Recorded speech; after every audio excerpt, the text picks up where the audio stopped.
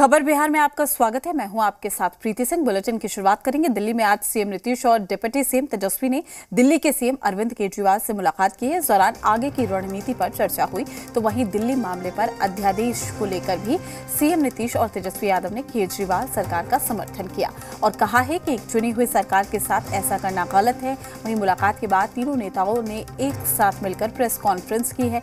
इस दौरान दिल्ली के सीएम अरविंद केजरीवाल ने कहा कि नीतीश कुमार जी आज आए और अध्यादेश को लेकर उनसे विस्तृत चर्चा हुई है। उन्होंने इस पूरे मामले पर हमें समर्थन दिया है। वहीं सीएम नीतीश ने कहा है कि हम मानते हैं कि केजरीवाल अच्छा काम कर रहे हैं और सुप्रीम कोर्ट का जब फैसला हो गया है कि फिर इस तरह अध्यादेश लाना बहुत आश्चर्य का विषय है।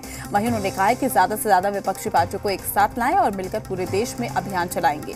तो वहीं डिप्टी सीएम तेजस्वी यादव ने कहा है कि लोकतंत्र पर खतरा है। जो संविधान को बदलना चाहते हैं हम ऐसा नहीं होने देंगे।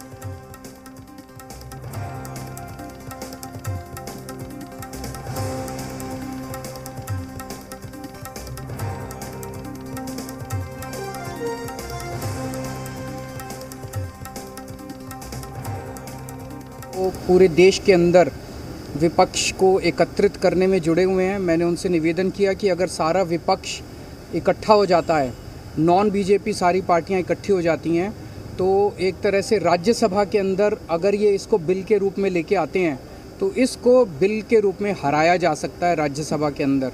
और अगर राज्यसभा के अंदर ये बिल हार गया तो ये एक तरह से 2024 का सेमीफाइनल होगा।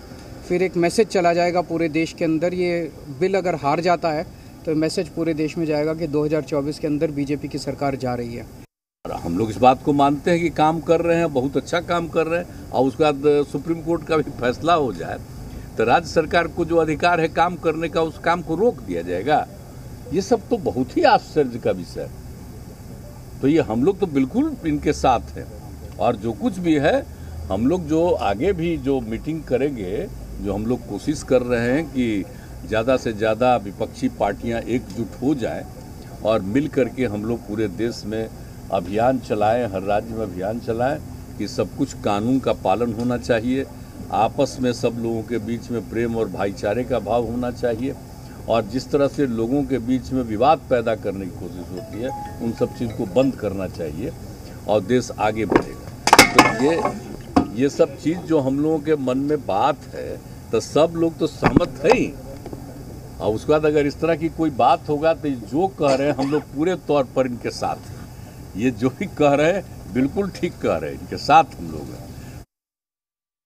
लोकतंत्र में चुनी हुई सरकार को जो अधिकार मिले हैं और जिस प्रकार से जो नॉन बीजेपी स्टेट में जिनकी भी गवर्नमेंट है, बीजेपी लगातार उनको तंग कर रही है, परेशान कर रही है।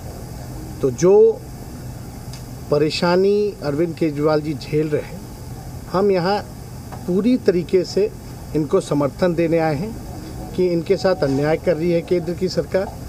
और जब सुप्रीम कोर्ट का जब जजमेंट आ गया तो सारी चीज़ें स्पष्ट हो गई, तो कुछ कहने वाली कोई बात ही नहीं है। लेकिन जिस प्रकार से इनको तंग किया जा रहा है, या और दूसरे राज्यों में जिस प्रकार से केंद्र भेदभाव कर रही है उन राज्यों के साथ, तो ये कहीं से भी न्यायपूर्ण नहीं है।